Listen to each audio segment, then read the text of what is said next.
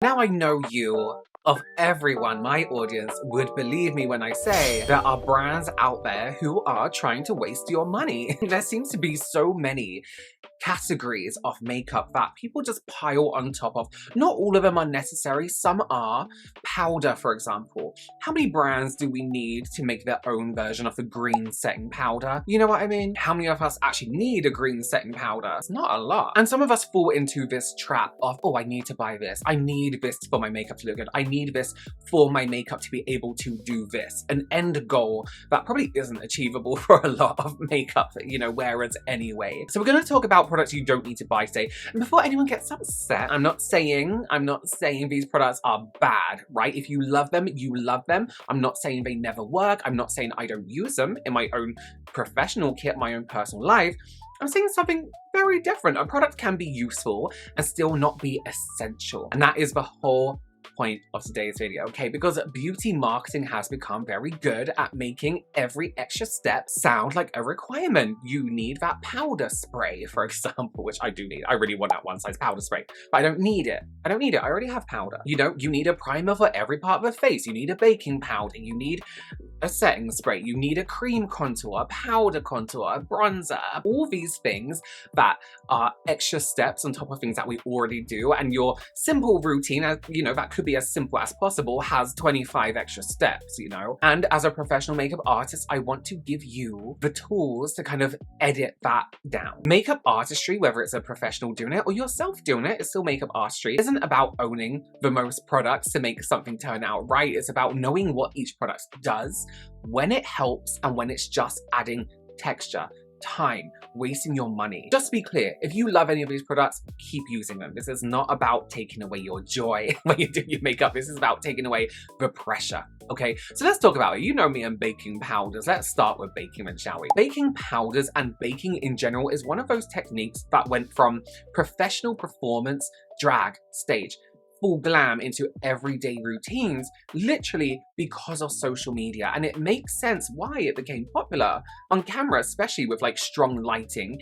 A very matte, very smooth under eye can look incredible. But the issue is what looks good under studio lights, we know this, for 30 seconds, does not always look good in real life, in daylight, on texture skin, on mature skin, or after 6 hours of wear, after your whole day at work. Baking usually means applying a generous amount, to say the least, of loose powder under the eyes, around the nose, under the cheek, or under your contour, or anywhere you want to lock makeup in place. You let it sit, then you dust it away. The idea is that the kind of like the warmth of your skin or the texture of the makeup underneath helps set the cream products underneath, and the powder absorbs that excess oil. Now, does that work? Kind of, yes, in the right situation. If I'm doing stage makeup, drag, for example, or maybe someone who's going to do a performance, and I know it's going to be in a particular kind of lighting, yellow lighting, right? On stage can be very yellow. Dancers, very yellow lighting. The evening for a bride, very yellow lighting. You know what I mean? Not daylight, not light where people have to see you in harsh lighting. Then perhaps it will kind of make sense. I might use more powder. I might even push that powder into the makeup strategically. That can kind of look like baking, but not that kind of online baking that we see, where you leave like layers of it to set down. But for everyday makeup, for most people do not need to bake. And I'm going to say something that might sound controversial. If your under eyes are dry, textured, creepy, or prone to fine lines when you're wearing makeup, powder can make that problem worse. I know we want to put on more because we think it's going to last longer, but it can make it worse. Not because powder is evil, not because you should never use powder, but because too much powder in a delicate area can emphasize exactly what you are trying to hide. And that's what baking does for a lot of people. A lot of people think, oh, my concealer's creasing, so I need more powder. But often the issue actually is too much product underneath, too much cream, too much corrector, too much powder, ruining everything. And now the under eye has these layers sitting on a part of the face that naturally moves every time you smile, every time you blink, every time you talk. You're laughing, you're doing whatever with your face. So instead of baking, here's what I would do as a makeup artist. First, I would use less concealer. than people expect. I think a lot of us think we need to shovel the concealer on. A lot of us think our under eyes are darker than they actually are as well. Less concealer, less product you have to powder down. Just place it where the darkness actually is, or where you want to lighten a little bit. It's not a huge triangle down the cheek, right? Second, I would give your concealer a moment to settle down.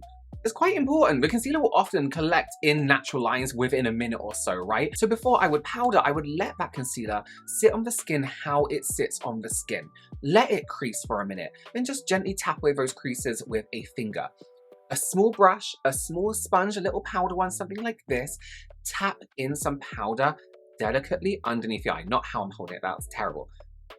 Tap in a little bit of powder like this. We've let the product crease, we've let the product move, we let the product do what it needs to do.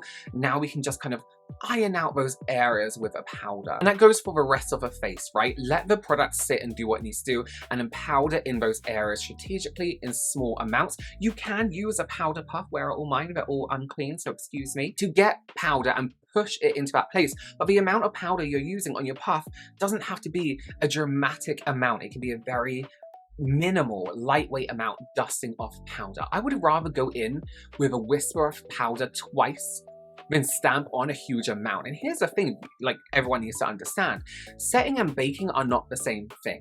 Setting is using a small amount of powder to reduce movement, reduce shine, maybe tackiness of product. Baking is a heavier amount of powder that is letting it sit.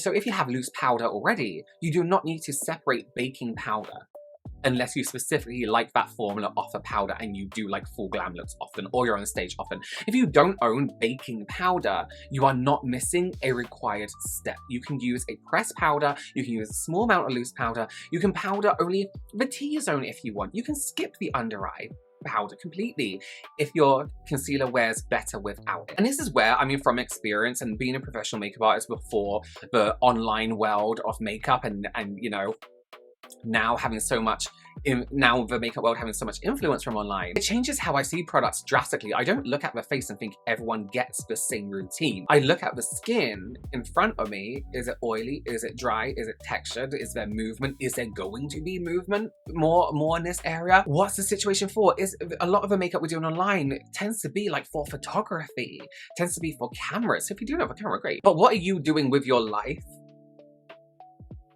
that emulates what you're seeing online? You know what I mean? So my verdict on baking powder is useful for specific looks, not essential for everyone. If you are very oily, love a matte full glam look, you know, you perform all this kind of stuff, baking might be for you. But if you are doing everyday makeup, soft glam, mature skin, dry skin, whatever skin you have, just going to work or coming back, you don't need a dedicated baking powder, just a normal powder that suits your skin, a small brush, a small puff, whatever, and the discipline to stop applying too much before it looks heavy. Okay, let's talk about setting spray, because this is one that confuses a lot of people, and it's probably one of the most misunderstood products in the makeup world online. People will say you need setting spray to make your makeup last. That depends completely on the spray. And can I just say as well, brands have taken the phrase setting spray and just applied that to whatever they want. A hydrating mist, a skincare mist. They're like, yeah, it sets your makeup, when there's no ingredients in there that will set or fix your makeup. You know what I mean? The word setting spray, fixing spray has become very intertwined, and no one really knows what they're buying. So some sprays are more like skincare mists, right? They add hydration, they're gonna add a glow, or they take away that powdery finish. Some sprays are true fixing sprays, designed to help makeup last a lot longer, stay on the skin longer, be a little bit more waterproof, and some are kind of in that middle. And this is why one person can say, that setting spray changed my life, and another person can be like, oh, setting sprays are a myth, it did absolutely nothing for me. They might both be right in what they're saying, because they both might be using totally different types of sprays. As a makeup artist, I separate sprays into two categories in my mind. The first category is a finishing mist. This is what I use when the makeup looks a little bit powdery, a little bit flat. Maybe I've gone a little bit ham with a powder and I want to bring some life back to the skin. Maybe it doesn't look like skin, or we're using a powder foundation and we want to bring life back to it. It melts the layers together visually. So maybe you've done a little bit too much, powder blush and you want to blend that in. It can make your skin look like a lot fresher, let's say. It can bring back a little bit of a glow, but that does not necessarily mean that it has locked the makeup in place for 12 hours, 24 hours. The second category is those sprays, those fixing sprays. This is the type I reach for when I need longevity. You know me, I use them as primers too. Weddings, long events, hot weathers, oily skins, stage, I'll go ham, whatever. These tend to be those sprays that create more of a flexible film over makeup. So the question is not, do I need a setting spray? The question kind of more is, what problem am I trying to solve with my makeup? Does your makeup look too powdery? A hydrating mist will help, but you could also use less powder. If your makeup is still separating, but you're using that certain spray at the beginning of the day, the spray may not be fixing your makeup, you know what I mean? That could also be a skin prep issue, a foundation issue, or compatibility issue with your formulas. If your makeup is sliding off because the skin is very oily, a setting spray alone may not save it. You may need better prep, strategic powdering a little bit more, thinner layers, a longer wear base, something like that. If your makeup disappears because you touch your face a lot, no spray is magic. But then again, there are things that happen in our work days, in our life. You know, maybe we touch our face a lot, maybe we blow our nose a lot. Setting spray isn't magic. Friction is going to take off makeup. You know what I mean? Makeup isn't cement. It's not going to stay down and stick down. If your makeup already lasts well, you might not need a setting spray at all. You might not need any of that stuff at all. I think setting spray became an essential because it feels like the final seal. It gives people confidence, and there is something very satisfying about doing an entire face and then like misting over the top and being like, okay, we're locked in. But in real life, I see a lot of people using setting spray to compensate for problems created earlier in the routine. Too much powder, we spray. Foundation's too matte, we spray. Skin not prepped enough, let's do a spray. You know what I mean? Or the base is too heavy, let's do a spray. Sometimes it helps, but sometimes you would get a better result by using less product in the first place. So here's how I would decide whether you need one. If you are doing everyday makeup, your base lasts fine, skip any kind of spray. You know what I mean? If your makeup looks powdery but wears well, you might enjoy a mist, but that's optional. If you are oily, you live somewhere humid, you work long shifts, or you need makeup to last through an event, then true fixing spray might be worth owning. But you do not need 5 different sprays. You do not need one for glow, one for matte, one for long wear, one for hydration, glass, skin, and then a travel one in your bag. Unless you genuinely enjoy them, then fine. For most people, if you want one spray, choose based on your actual problem. If you have dry skin, look for a comfortable finishing mist. If you have oily skin or events, look for a long wearing fixing spray. If your makeup looks too heavy, try using less powder first and then decide if you still need a mist. And please remember, setting spray is not skincare. It is not a substitute for skin prep. So if your skin is dehydrated, flaky, or oily, or whatever, or it's overstripped, or it just feels a little bit dry, a hydrating mist is not going to do the same job as like a proper prep at the beginning. My verdict on setting spray, but after saying all that, is it's nice to have sometimes, and it's sometimes useful, not automatically essential though. In my kit, yes, absolutely. On a set, for example, absolutely. On a bride, absolutely. In every routine, it's not for every makeup wearer, absolutely not. Okay, let's talk about contour for a second. Contour is a funny one because you get loads of people being like, oh, I don't even contour. I don't know how to contour. Fuck it, you don't need to. You don't need powder and creams, right? When it comes to contour. This is a big one because contour has been sold to people as if your face is unfinished without it. And I want to be very, very clear. Your face already has structure, right? It already has shadow. I'm not wearing contour now, and you can see shadows on my skin. You don't have to draw cheekbones on to have contour. You don't have to draw on your nose contour because it happens. Light happens, you know? So your face is going to catch those natural contours. And actually, you don't even have to, one thing about nose contour, you don't have to slim your nose down all the time unless you want to, but also sometimes it can like really put off the balance of your face. You don't have to carve out your jawline. You don't have to change your face shape in general at all every time you wear makeup. Contour is more of a tool, it's not a requirement. The purpose is to create shadow, right? That's it. It visually pushes an area back. So if you want to softly define your cheekbones, you know, shorten the forehead or add dimension to the nose or create more of a sculpted look, contour can help. But here's where people get confused. Bronzer and contour aren't the same thing. So bronzer adds warmth, it makes the skin look sun-kissed. Healthy for some people. Contour adds shadow. It is usually cooler, more muted, more subtle. A lot of people think they need a contour product when what they actually want is bronzer or vice versa. So if you put on a cool grey-brown contour all over the perimeter of your face because someone online said it was, you know, essential, you might end up looking muddy, you know, overly made up. And on the other hand, if you use a warm orange bronzer to contour your nose, it might look obvious because it's warm, it's kind of orangey, it comes forward visually instead of receding. But that doesn't mean you need both. It doesn't mean you need one or the other. For a lot of everyday makeup wearers, talking everyday, bronzer is enough. A soft bronzer around the temples, the cheeks, the jaw, can bring back dimension after foundation. And that's what I like it for. That's what I like bronzer for. It's what I like blush for. Sorry, I'm talking so quickly, I just realized blush for. It brings dimension back to the face. After you've neutralized your base and flattened your face with your foundation, it's nice to add some dimension back with those products like contour, like bronzer, like highlight. Some faces already have a really strong bone structure. Some people just look fresher without contour. They look fresher with blush or bronzer. And some people have softer features. And it depends on the base you're wearing as well. Do you wear sheer base? Do you just wear BB cream? A heavy contour would look kind of disconnected from the rest of the makeup. And contour only looks good when it's placed correctly. You know, a badly placed contour does not lift the face. It can drag it down. It can do a completely different thing. Think about it, if your cheek contour is too low, it's going to bring your cheeks down. If you put it too high, it's going to look a little bit crazy. So not everybody needs contour. Not everybody needs to add it as a step to their routine.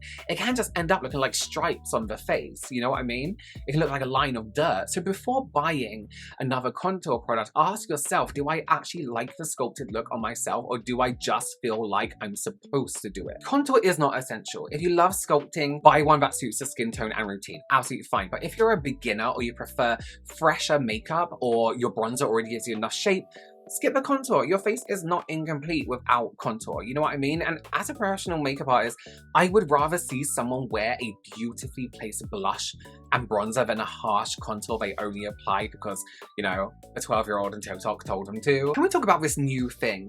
This under eye highlighter. It's a new category that's kind of coming up. And I'm not talking just like a lighter concealer. I'm talking like a highlighter, you know what I mean? Like it's a luminous that you could use on the cheeks. And it's kind of designed to go under or around concealer to make dark circles look brighter. This category is interesting because it's not completely new. Let's talk about under eye brighteners. So these aren't necessarily concealers. You would be forgiven for thinking they look visually the same, but they tend to be lighter shades and a little bit more serum-like. They tend to be more like made to put on top of your concealer. This isn't exactly something new, right? People have been color correcting for years. They've been putting lighter concealers on top of something else for years. It's lightweight concealer. It's literally lightweight concealer.